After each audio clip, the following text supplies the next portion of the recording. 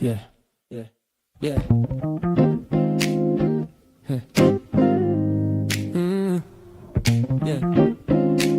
It's percolating. Good morning. Yeah. Good morning to the people on Facebook. Good morning to the people on IG. Good morning to the people on the YouTube. Good morning to the people on LinkedIn and Twitter too. Java, Percolating. get a vibe, stay ready. Truth in the cup, keep it strong, keep it steady. Pull up a chair, yeah. Take a sip with me. Good morning, good people. Java with Jimmy. Good Morning. Good morning. Yeah, the love percolating. Vibe percolating. Java with Jimmy. Good morning, Good morning. Yeah. Good morning. Yeah, the love. Vibe percolating. Yeah, Java with Jimmy. Good morning. Percolating. Yeah, we in it. Yeah, we in it. Good morning. Good morning. Java with Jimmy. Percolating. Yeah, we in it. Yeah, we in it. Good morning. Good morning. Java with Jimmy.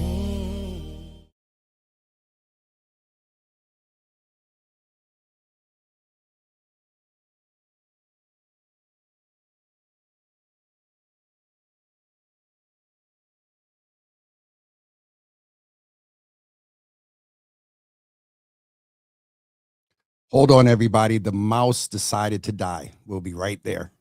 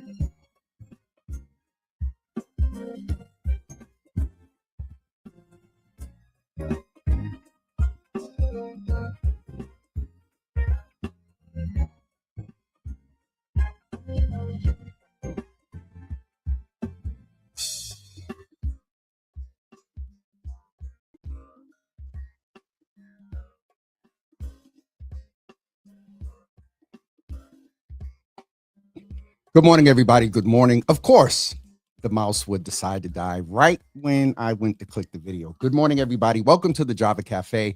We're going to get ready to jump right in. I can see in the background, I believe we're waiting on Councilor Culpepper to join Councilor Worrell. But for those of you that are here this morning, welcome to the Java Cafe. My name is James Jimmy Hills. I'm your host.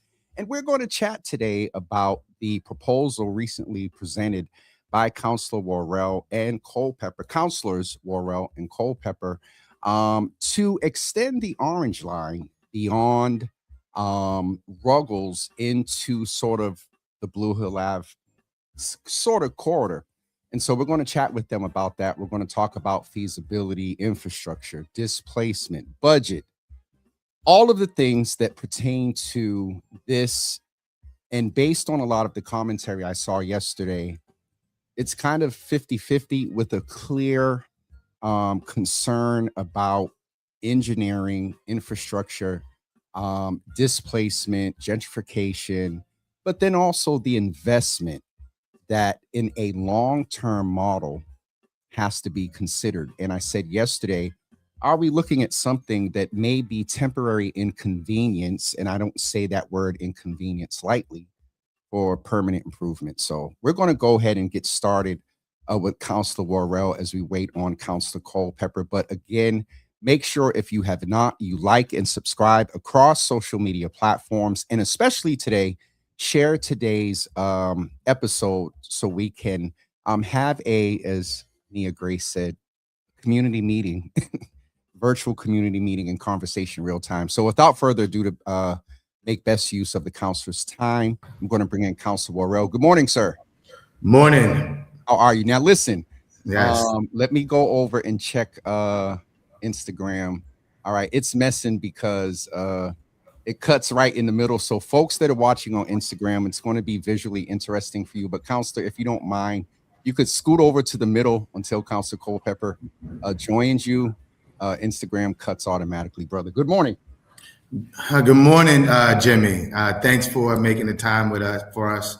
You was on vacation, or are you still on vacation? No, don't what you call it. We're not going to talk about the fact that Okay. back in Boston.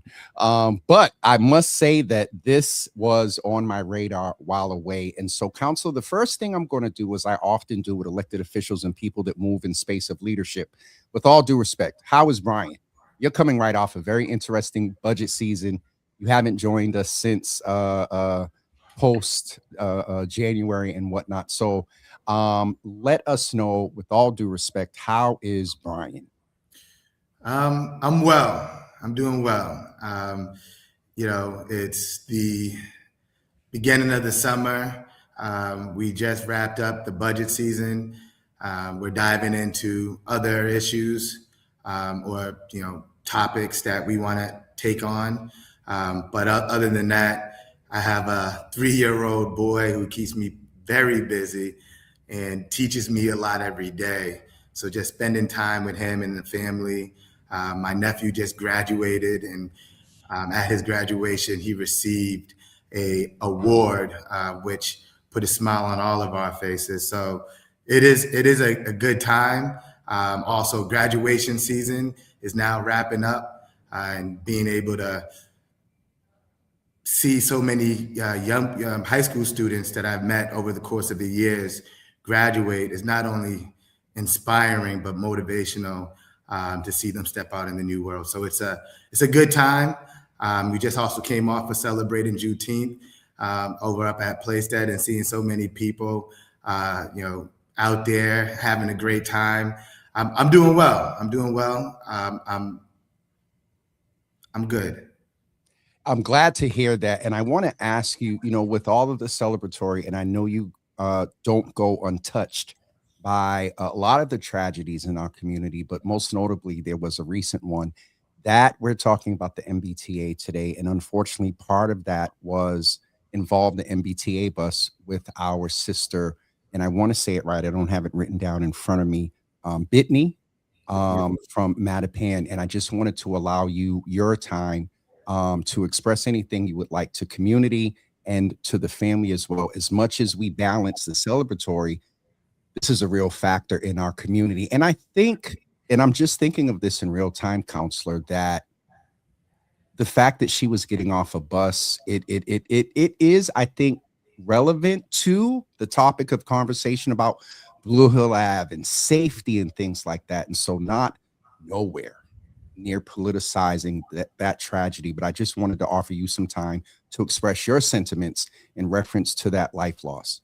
Yeah, anytime we lose life in our community is always a tragic and unfortunate incident. And what happened over the weekend in Mattapan Square, my heart goes out not only to the family, but to the community and everyone that was involved. This is something that should never had happened, and we are working with community members, and Council Culpepper has just joined us on trying to find ways on how to bring resources to that family and be supportive of the community at this time. So I know that the Boston Public Health Commission has been in the neighborhood to offer trauma support. And I believe that there has been a link circulating around donating to the family to provide support, because my understanding is she was the breadwinner. She was the one that was bringing and sending resources back home to help the family during while she was here working, from my understanding, multiple jobs. So we want to be supportive of the family, show love, and then wrap around the community any which way that we can to provide trauma support and trauma care. Absolutely. And Councilor, thank you so much for that. Councilor Culpepper, while we're here, I had reference to Councilor, and I'm going to be specific because we are on Instagram and it's cutting you guys off. And so on a production side, folks on Instagram, please work with us for a second. And so Councilor Culpepper, I was asking Councilor Worrell about any sentiment he would like to express toward the family of the tragedy over this weekend. And I had mentioned to him that there is a relevancy of safety, the Blue Hill Ave single lane in your proposal, but more importantly, there was a life loss in our community in an attempt to save another. And so, Councilor Culpepper, I will allow you at this time to express any sentiment you would like to the family as well. Yes, it's sad. It's sad. And we send our condolences to the family. We continue to pray for the family. Whatever needs the family have, we're there available to help wherever we can. And here's what's interesting about that accident. I was on Blue Hill Ave on my way to Franklin Park at the time that accident happened. On my way down Blue Hill Ave, a young man had just gotten hit. He was on a scooter, one of those small mini bikes. He was laying in the street, bleeding. As I was going by, I stopped. I asked the people around him what was going on. They said he had gotten hit by a scooter. I immediately called the police. The police said, everyone is in Mattapan Square because at the time they thought that woman that got hit, her car was hijacked. They had it all messed up because it was happening at the same time. They didn't tell me that where the young man who was laying on the ground bleeding, where he was. And so there was a lot going on. When I think about what happened with this young man and I look at mental illness in the community, needs help, but we're praying for that family. I know they're hurting after losing her and the war lost her. I mean, you go outside, go to the store, then you don't make it home. The family's really hurting. So we pray for them. I have not talked to the family yet. Would love to talk to the family. It means having prayer with them, have prayer with them. But whatever they need, we're here and available for them. I appreciate that. And I'm just going to say another thing. We know if you ever worked and been inside the hall, the cement there can be very interesting with the signal. So we do have some sort of cutting up of the signal. More importantly, we want to make sure give you what to say. But Councilor, if you're on a computer, I don't usually allow this, but a phone might be better because I know for certain the message and what you all want to convey in reference to. I'm gonna jump on my hotspot. I'm gonna jump on my phone too. Jump back in 2 seconds. Change the internet. All right, we'll see if it switches over or cuts you out. We'll see what happens. I'm going to just update everybody. What you are listening to currently is the beginning of a conversation about the proposal that both councilors Worrell and Culpepper have made to, I was going to say erect, but to put an underground extension of the Orange Line into Roxbury, Dorchester, and eventually ending up in Mattapan. And so we're having just a little technical difficulty, but they're going to be back in 2 seconds, hopefully, and we'll see what happens. They may have to sign. Are you there? They froze. So they may have to sign back in. Let me text him and tell him to sign back in. Do me a favor and just listen to this information about one of the great events that is taking place this weekend from the One Love Sports Academy. Boston. This is bigger than a race. One Love Sports Academy is bringing the community together for the One Love Indoor 5K Challenge. Kids, families, runners, walkers, every single step supports Boston youth. Come be a part of something powerful. June 27th from 9 a.m. to 12 p.m. at 120 MLK Boulevard in Roxbury. All right, I think we got the councilors back. Councilor Worrell, say hi. Nope. Councilor, I don't do this often, but if you want to get on your phone, get on your phone. Can you hear us? I can hear you, but your hotspot is not that hot. If you get on your phone and turn it sideways, and we'll get on our phone. Yeah, that's fine. Log in on your phone We'll on the link, and we'll get you covered. All right. There is Councilor Culpepper getting ready to come in there. Put that on. No, we want to put like a. Put it side. Turn it sideways. We're gonna work this out, y'all. All right. He doesn't have it set up to flip. Flip it. It flips when I don't want it to. Whenever I don't want it to flip, it's flipping. Okay. Right, want to put it right there? Leave it right there. We're good. We're good. Leave it right there. Position. Have your staff hold it. Give them a cup of coffee for the print later. Beautiful. We're back and we're better. You all look wonderful. Lighting and everything. This is much better. Thank you. All right. So we're going. Shout out to Androids. Count, That's not an Android. That's an iPhone. That could be. Thank you, Councilor Culpepper. That's a private thing with Councilor Worrell and I.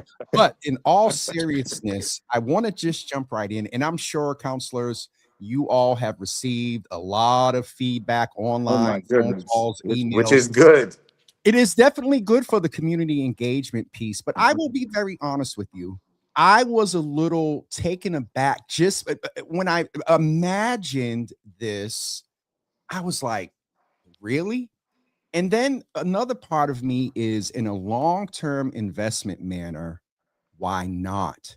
And so a lot of the conversation has, I think, believes in the end, but getting there has been a huge part of the dialogue. And so, Councilor Culpepper, I wanted to start with you and ask you some questions just around the topic of why this. I know you lead. Well, you tell us why this proposal, and a little subpart there.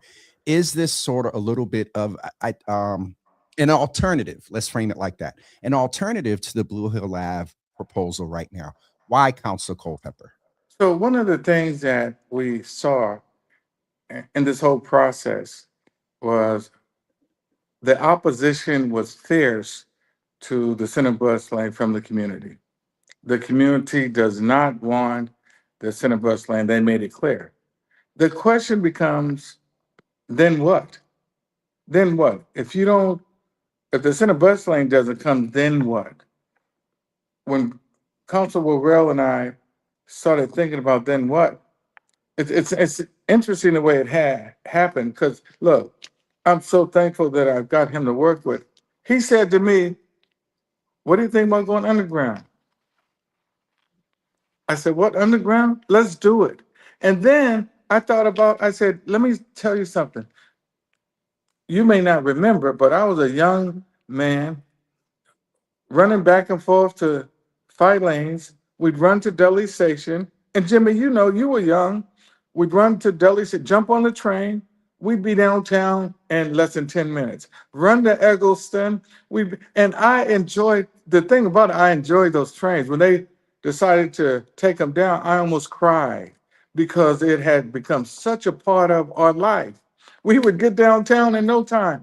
My mother and father drop us off at Dudley. We'd jump on that train, run for that train, get on that. We'd be downtown, lickety split. So I thought about the commitment that they made to the community for comparable transportation.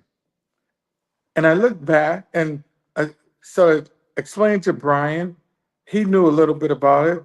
I looked at it. I said, we need them to live up to the commitment and the promise that they made 40 years ago, that they would give us comparable service to downtown. That silver line is nowhere near comparable to what the orange line was when and look, when we lost that orange line, it was like a part of our life. It was amazing how we didn't really get a chance to say no and fight it the way we're fighting now. And so we want them to live up to the promise, the commitment that they made 40 years ago. When you say they, let me ask you, who was the they? Is this the MBTA? Is this a state? The MBTA, the MBTA and the city, The city was heavily involved in that also. And so when we look at 40 years past, I started thinking about 40 acres and a mule, didn't get the 40 acres and a mule. We're really, and we believe this is going to happen. We believe we can achieve the extension of the online from Mattapan to Ruggles. We believe it's achievable. Whenever, and what I hear over and over from folks, it costs too much. But we know whenever the government, whether it's a big dig, the most expensive transportation project in the country, we know whether it's the extension, the blue line, whether it's a green line, we know that they find the money every time. And so I don't want to hear it's too expensive. We need something that's, well, let me say this. They need to make the investment to give us the most efficient Somebody is calling a counselor. Counselor Culpepper, put your focus on Lord Jesus today. The tech is wonderful today. You got to re-click the mic. Hold on. It knocked you out. The sound got knocked out when that happened. We're going to work this out here, you all. Of all days for the tech to be wonderful. And anybody that knows me on my team, that knows me well, you know I'm sitting here going through it. But no, in all seriousness, the context that Counselor Culpepper, you may have to log off and log back in, because again, the information for me is the importance. You might have to click off and click back on Counselor Culpepper.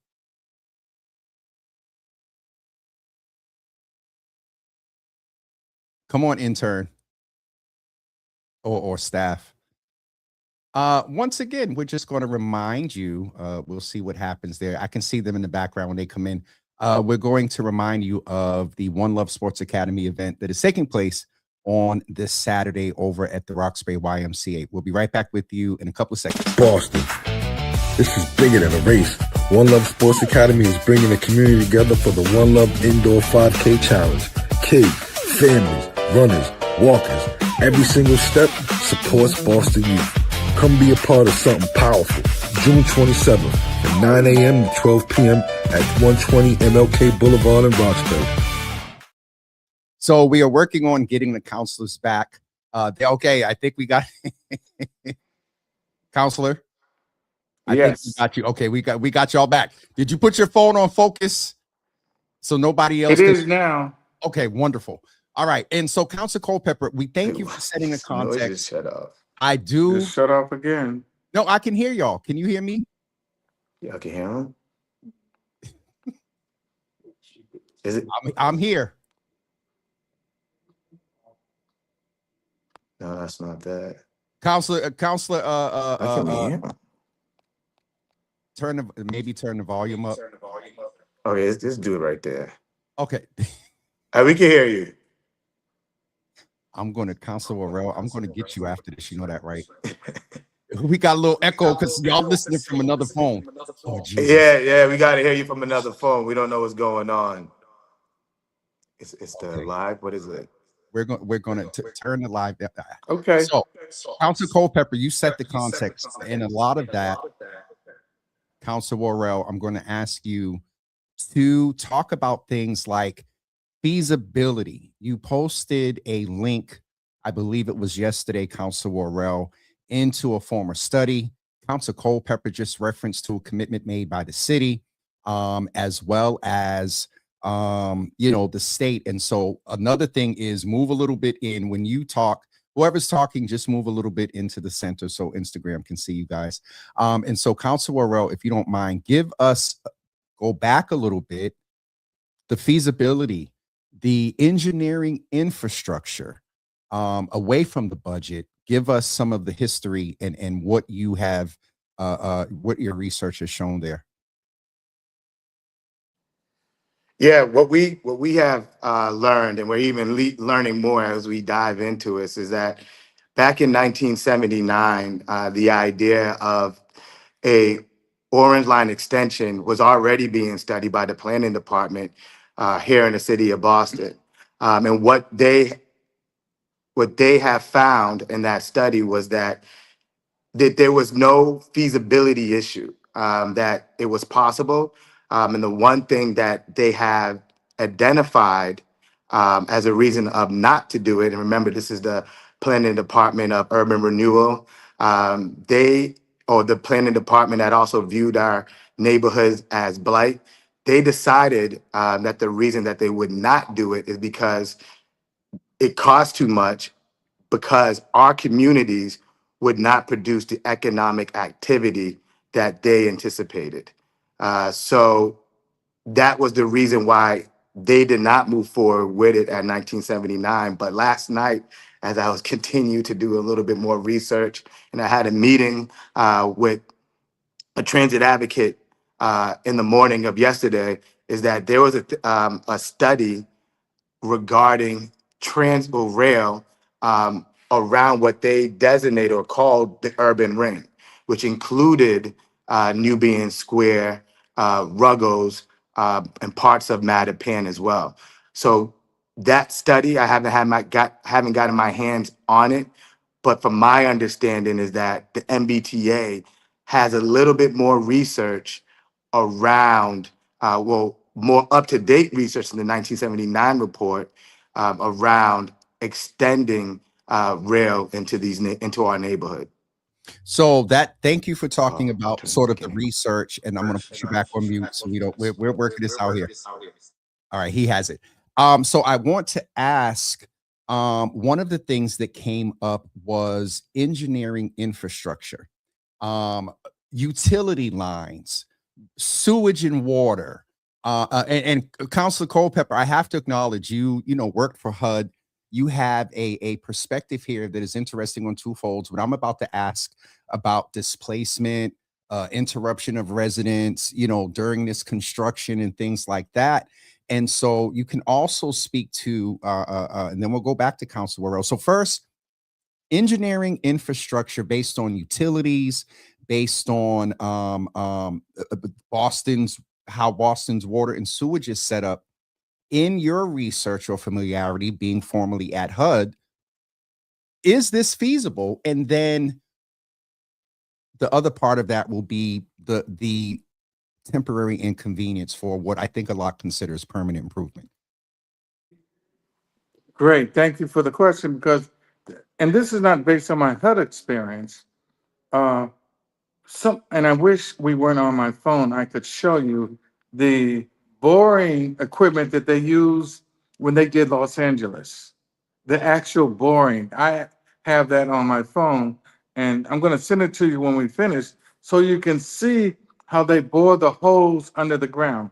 The other thing, and this comes to HUD and working on Capitol Hill, if you look at how they developed the transit in Washington, and I know you've been to Washington, I know you've been down those deep escalators down into the train where it goes under downtown, it goes under houses from Capitol Hill all the way out to Maryland. Nothing disturbed.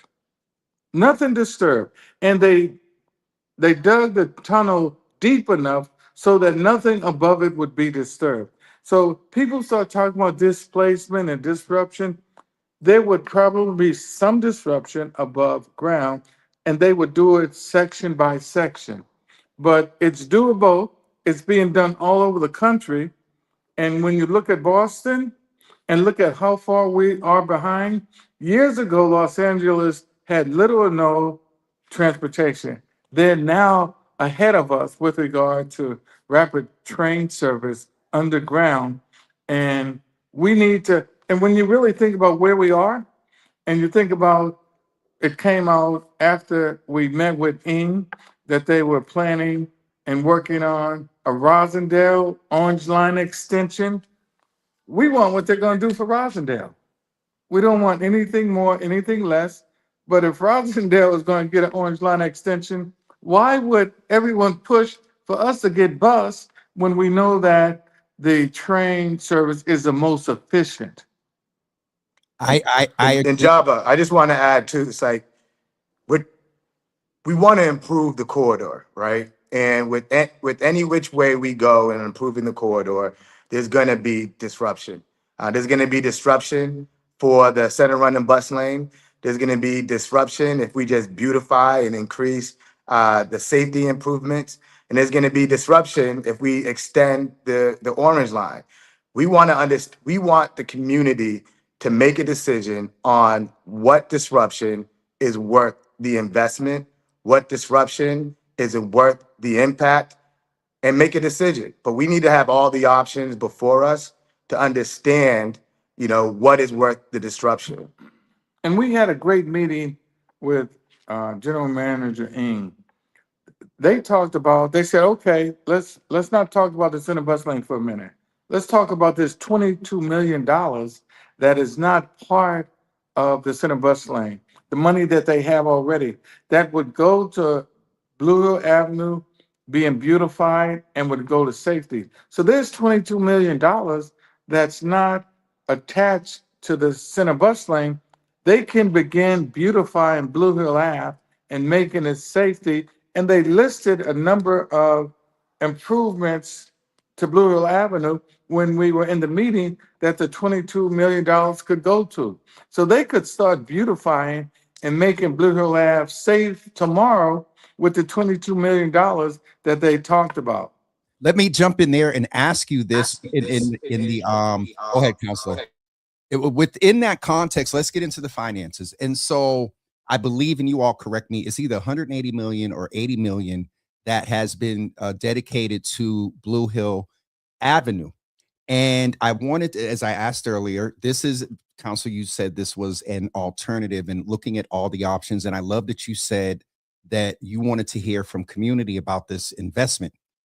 Getting back to investment, is this, what in you all's research what's the number looking like? The borrowing that you referred to, Counselor, the cost factors, if there is displacement, Counselor Worrell, you said at the end of this, there wasn't a belief that there is enough of an economic engine, which is a whole another conversation, for us.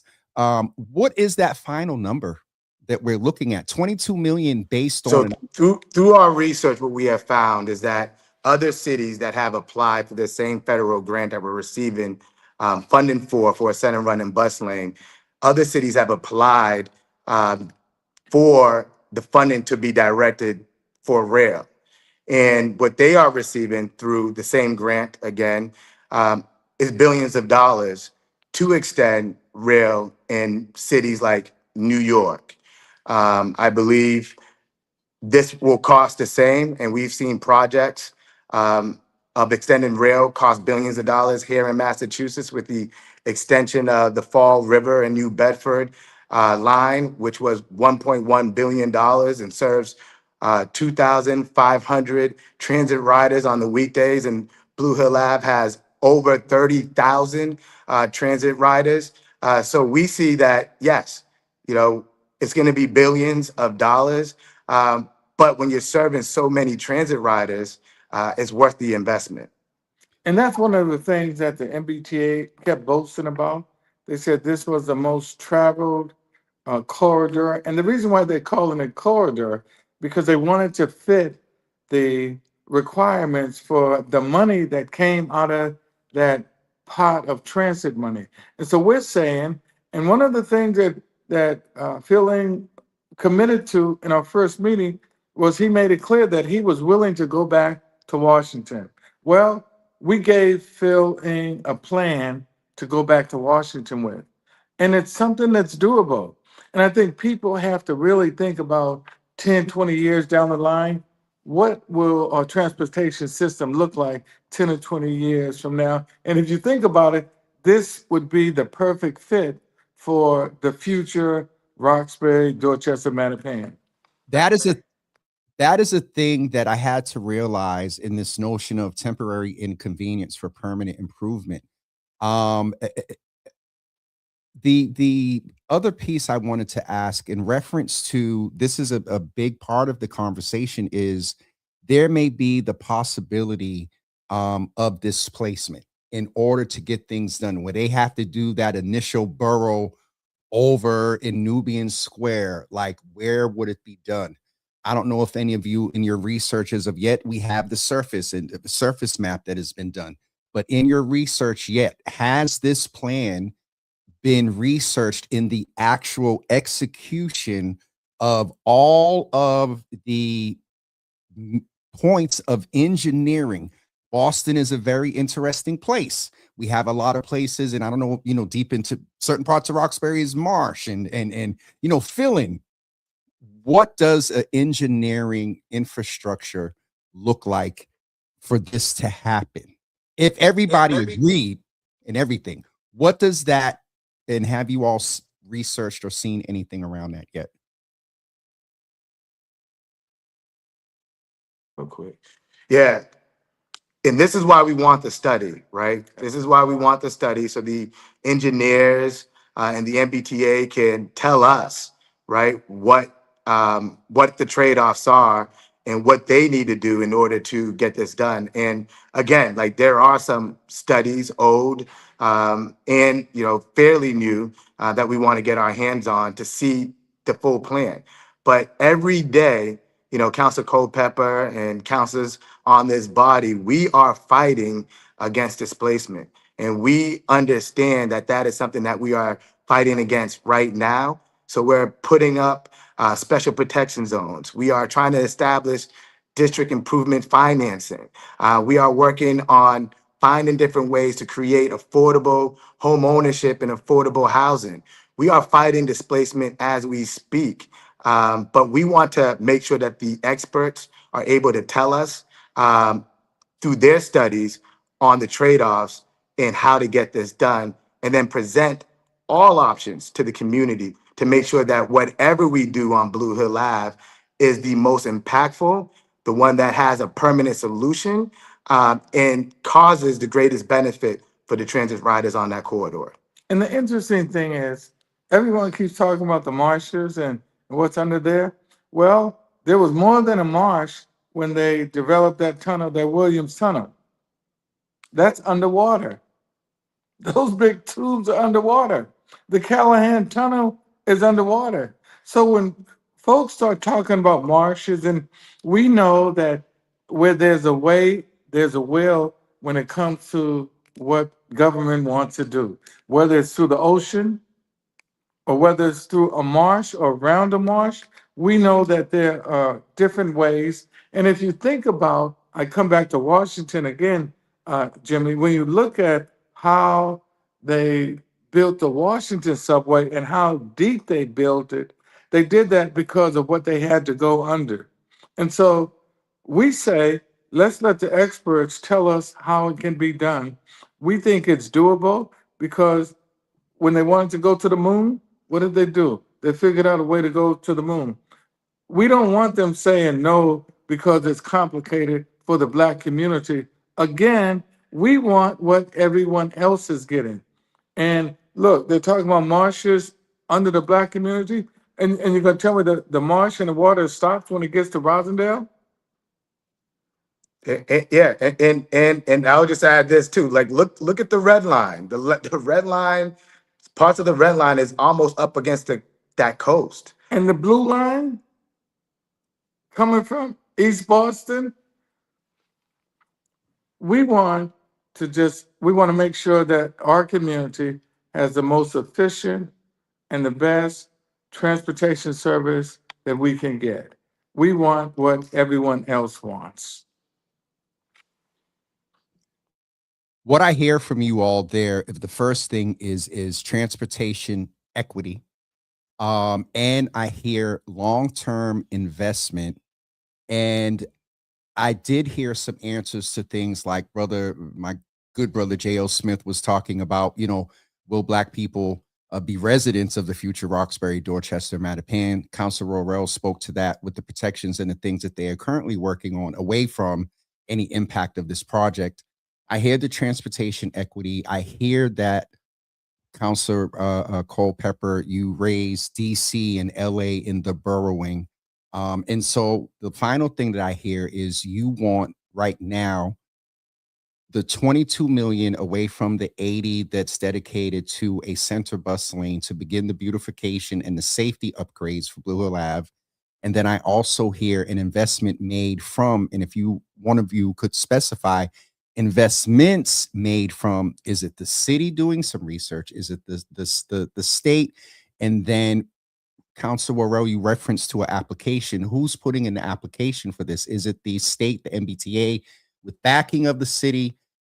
That I just want to make sure that end part that I'm understanding you all correctly. And Councilor Worrell or Culpepper, if you could speak to who would apply.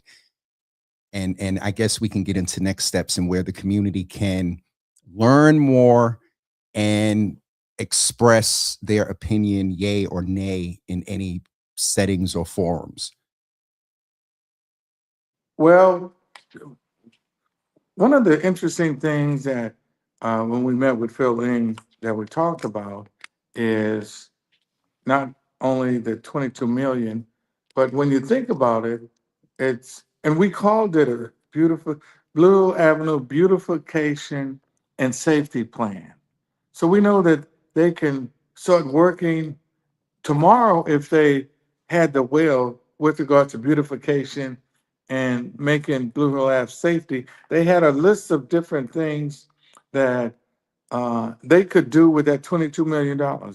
The other thing is that when you think about next steps, we're planning a meeting with the community. We talked to Phil Ing about that. He made a commitment that he'd be willing to meet with the community. So our next meeting is going to be with the community in 2 weeks because we want to lay this out for the community. And we want to hear the community. I looked at Facebook. I was up till 1 o'clock this morning looking at 300 comments on Facebook. Councilor Worrell put a post on Facebook, and the intellect, the intellectual recommendations, we saw all kind of recommendations about different trains going different places, folks talking about old tracks that we need to use. And so it's really generated a positive discussion within the community about what's best for this community in terms of rail and transportation service. Phil Ing said he would come out to the meeting. So we're going to have a meeting with the community in 2 weeks. Then we'll have the meeting with the community and Phil Ing to come out 2 weeks after that. We'll invite the governor. We'll invite the mayor. It would be great if they all could come to the meeting with Phil Ing and we could all talk about this in a way that really makes sense to show that everyone really wants the best transportation for our community. Yeah, and I would just add to that is, when you take a look at this map, and this is like the eye-opening moment for Council Culpepper and I and all of our teams. When you take a look at that map, you see that our community, Council Culpepper called it a rail desert. A rail desert. It's like our community has been transportation redlined out of being connected into the MBTA network. So we have been advocating for for a long time, ever since they removed the Nubian, the orange line of Nubian Square. Did he leave? I'm here. No, this is an old orange line. He just Okay, put the okay, picture that's what he back put up. up. As Yeah. you, all right, you're getting creative, Jimmy. As that orange line was removed, the community has been advocating for that connectedness again. And as we have been advocating for that, we have seen, right, the extension of rail happen all around us and continue to happen all around us, to the point where now we're talking about going the opposite way with rail in Rosendale, right? We're talking about a red line, blue line connector. Fall River is getting rail. We are asking for the same type of investment for the public dependent community, transportation community that we have. Our community, we hear it over and over again, has the highest ridership on Blue Hill Ave. Yet rail was not an option that was presented to us. We should be able to get that option presented. We should be able to hear about the trade-offs, and then we need to make a decision on what the community wants to do with Blue Hill Ave. But I don't think we need to lock ourselves into a bus-only corridor before we hear all the options and understand the impacts of both. And I want to, Counselor, go ahead, Councilor Culpepper, go ahead. It's not like we're talking about something that's we're far removed from. We both live right down the street from Blue Hill Avenue. And when I was asked yesterday, well, what would you like to see? How far is this from your house? I said, look, I could walk right down the street in 3 minutes to Blue Hill Ave, get on the train and read my paper, get a Dunkin' Donut coffee right in Grove Hall, and like everyone does from the suburbs, sit on the train, cross my legs, read my paper, drink my coffee, get off the train downtown, just like everyone else does. That's all we want. We nothing more, nothing less. We want the same efficient transportation service that everyone else has. And if it means a larger investment, then so be it. Because the fact of the matter is, and I hate to go there, where would this country be if it wasn't for our great great grandmothers and great great grandfathers that built this country up on their backs? So yes, really appreciate this discussion. It's a great discussion, but we want it to be more than a discussion. We want to turn it into reality. And look, Councilor Worrell and I have decided that we're not going to stop. We're not giving up on this. This is not something we just threw out for discussion. We want to see this happen. We want to see the Orange Line extension go from Mattapan to Ruggles Street. And lastly, Jimmy, as many people know, we've had rail on Blue Hill Ave. We have had rail on Blue Hill Ave, right? So it's time to also bring it back. I got it. I got it, Council. Look, at the end, I didn't figure out how to do it. I really want to appreciate both of you. One, for spending the time. Councilor Worrell, you know, we've had some conversations about things that heavily impact the Black community being heavily discussed on Black platforms. So hopefully you all are making it over to Spark FM, Urban Heat as well, to have conversations with their audience as well. You know, Councilor Culpepper, you said something a few moments ago that I want to ask you to speak to. We just got through Juneteenth. You two are not untouched by what's going on in our community. And so I wanted to ask you, while I have both of you, we are in the summer. Incidents of violence have picked up in various manners. I know both of you have the intel where you get the specifics that it's presented one way in media, but sometimes it's a one-on-one drug bust or a drug interaction that went wrong, or it was a domestic violence. What I'm saying there is that all types of violence are increasing, but again, Black men, and I believe both of you, if not one of you, were at the Men's Health Summit. I want to cut to the chase. Where are we with Black men's health and a mental health standpoint? I don't know if either one of you were on either committee of public safety or public health, but I have two of you Black men here, and I would not take the opportunity to have you all close out just on a status of us based on, you know, Councilor Culpepper, you talked about our ancestors, and we see some things that are very reminiscent these days of what they went through. So you all close out with that, the status of our Black men, and what you all are doing to, you know, improve it.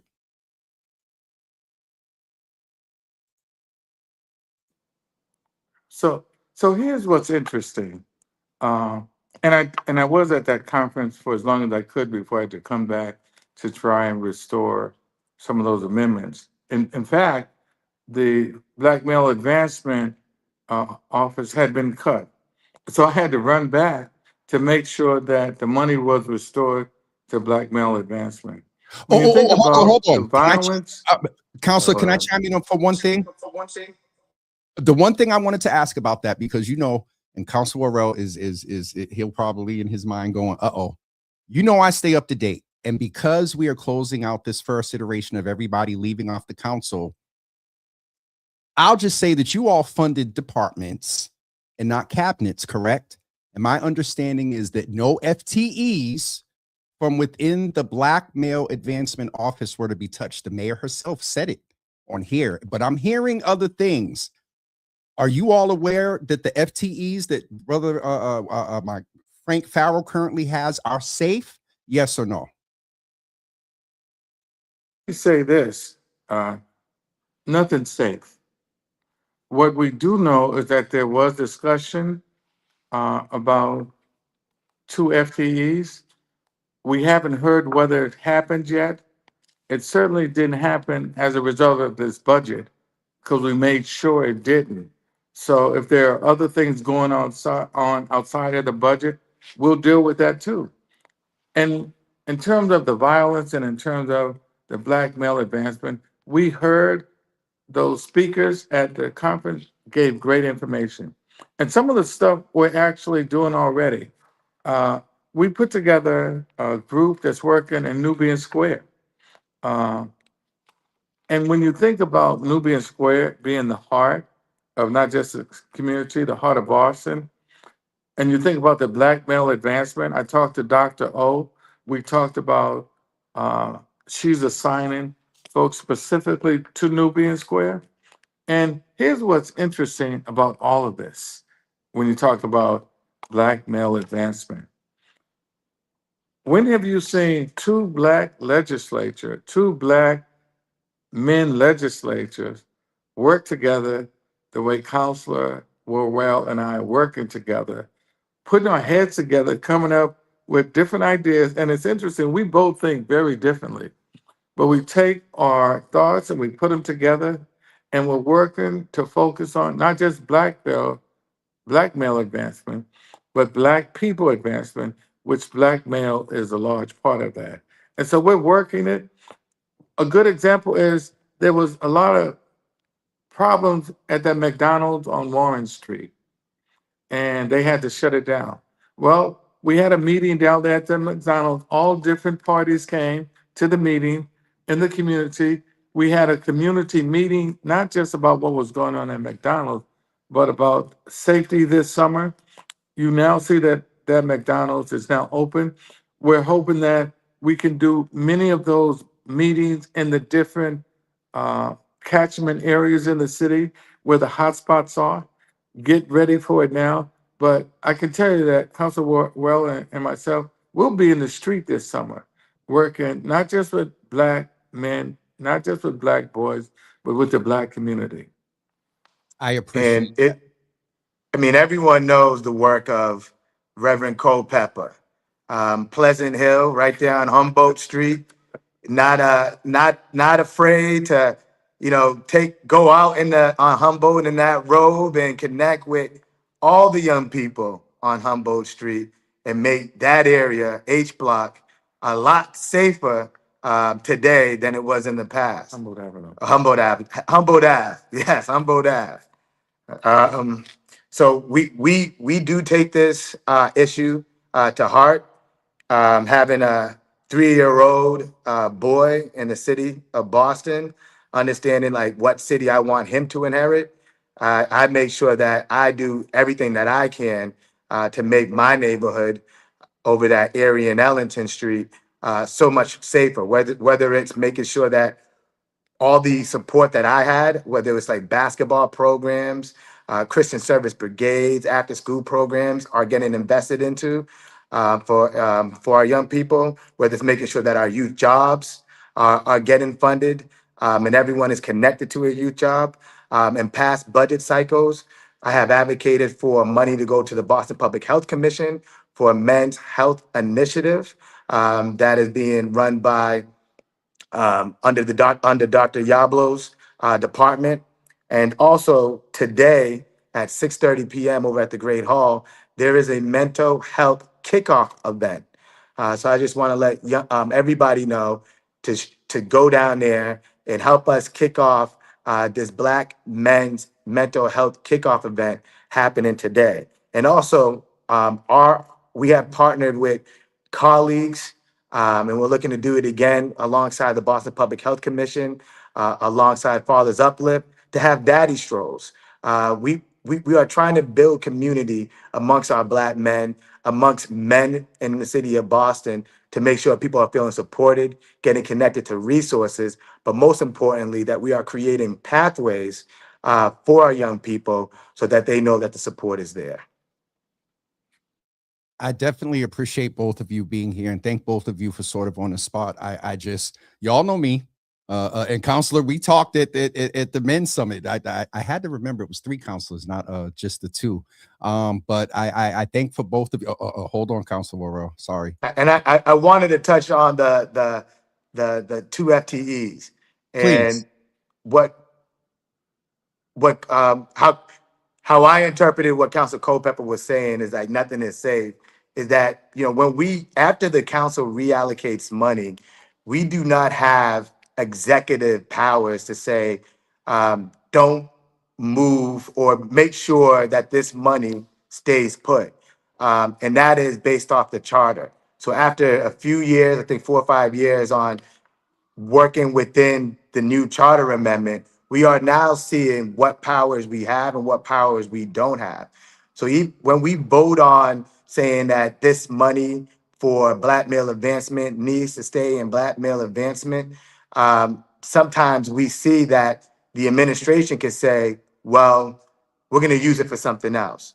We need to make sure that the powers of the council, when we make those investments into Black male advancement for community grants, for FTEs, when we make those investments into the Office of Food Justice for food voucher programs, or we make that investment into A-Strong for programming, that those dollars get distributed to the programs and initiatives that we intended and voted on for it to get allocated to.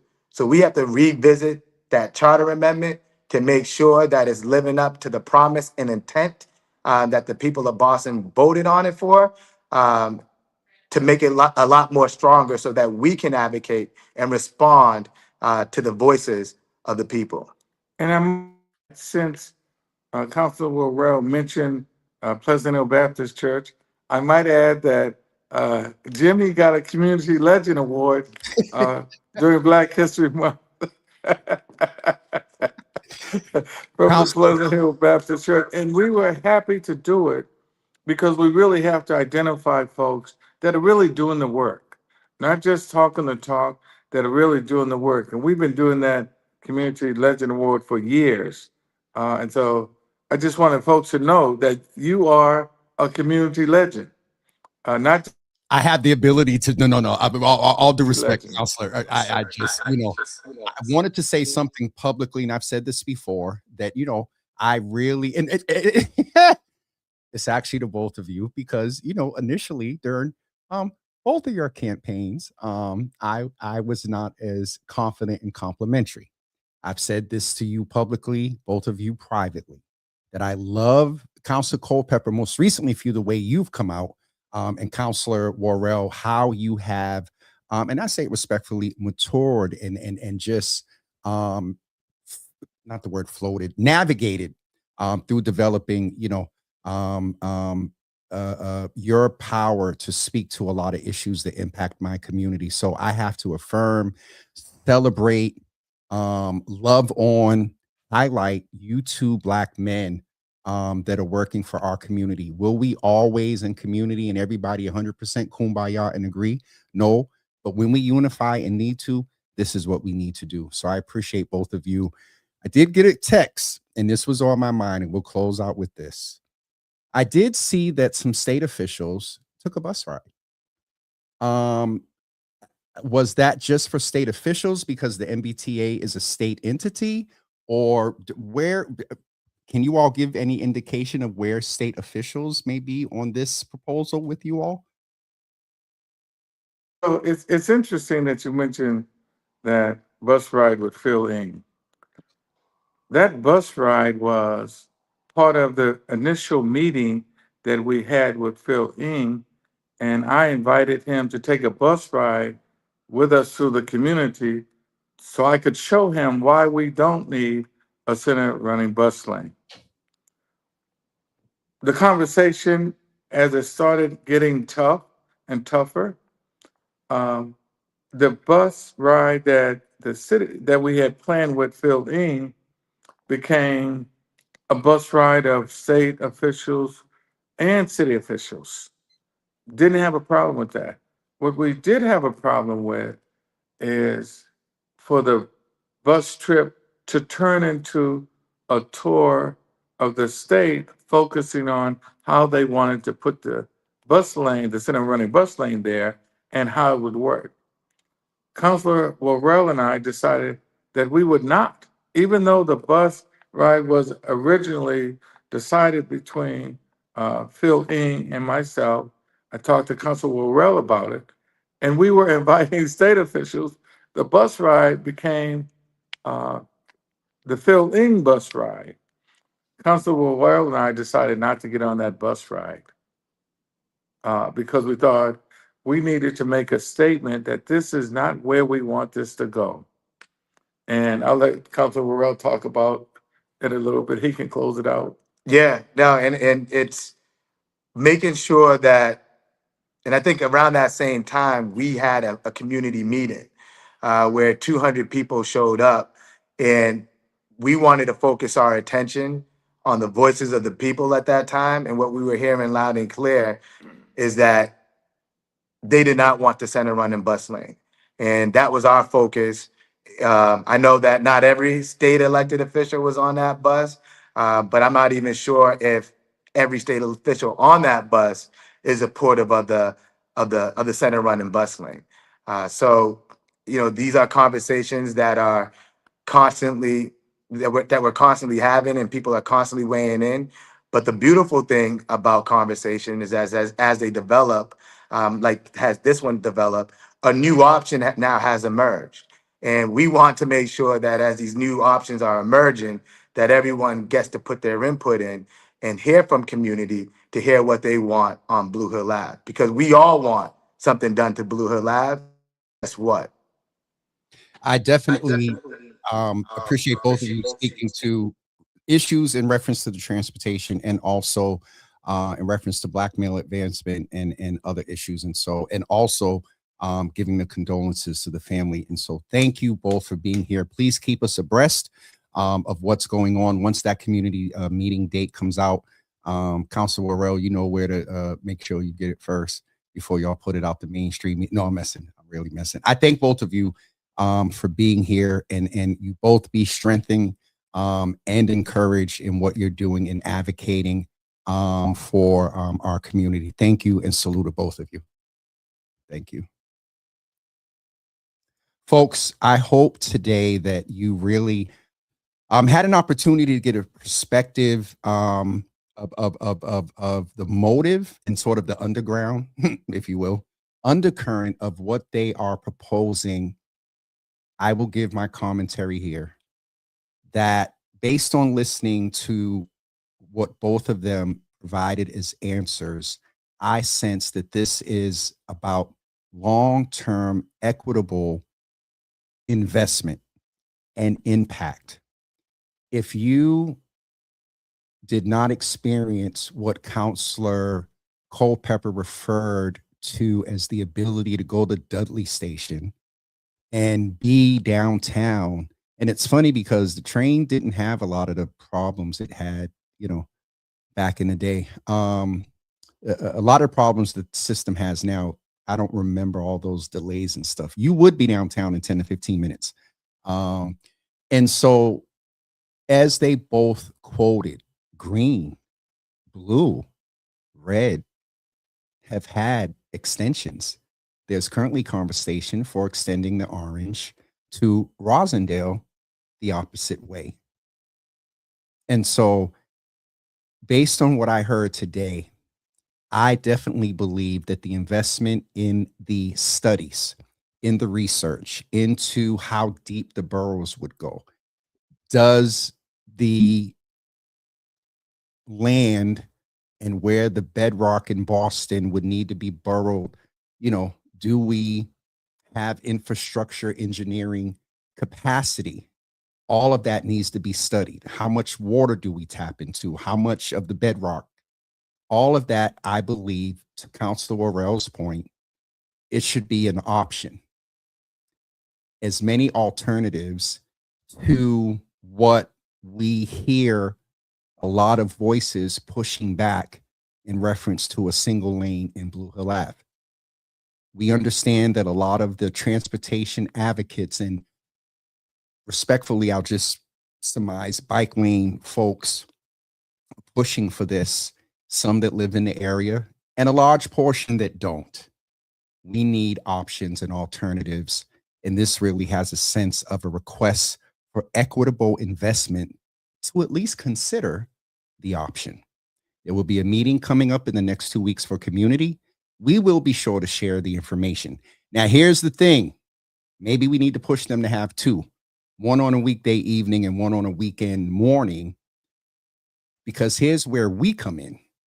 Once that information goes out, it would behoove us to do our best and show up as a community to express in favor, questions, and to Councilor Culpepper's point.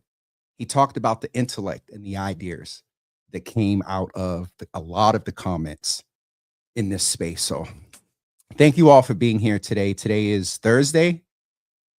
We will see you on Monday at 10 a.m. And let me tell you all, next week, on the 30th, we have Senator Ed Markey. On the 1st, we have Senator Nick Collins.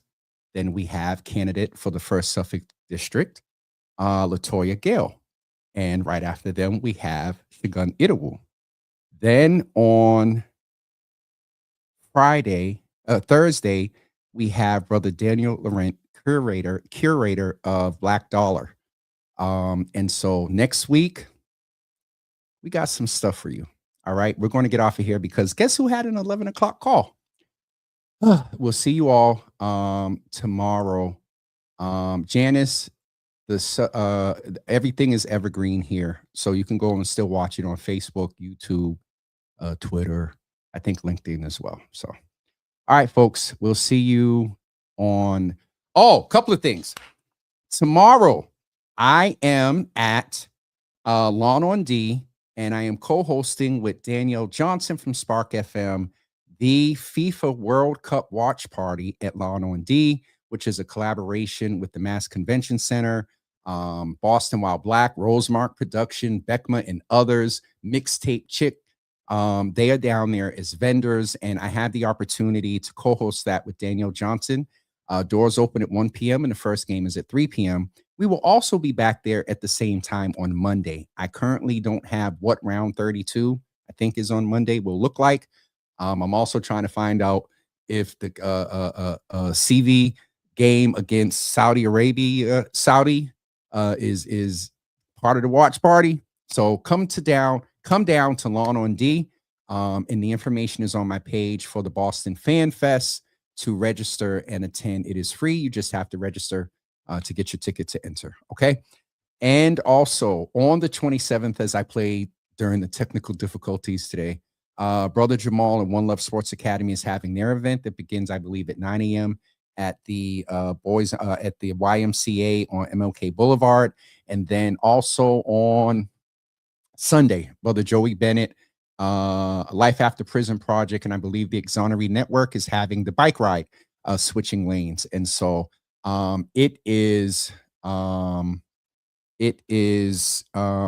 very busy weekend. And then on the 30th, we're back at Lawn on D. On the 29th, rather, back at Lawn on D. And then we kick off with Senator Ed Markey on the 30th of next week, some politics and Black Dollar. So that's the Java menu for next week. All right. We'll talk to you soon.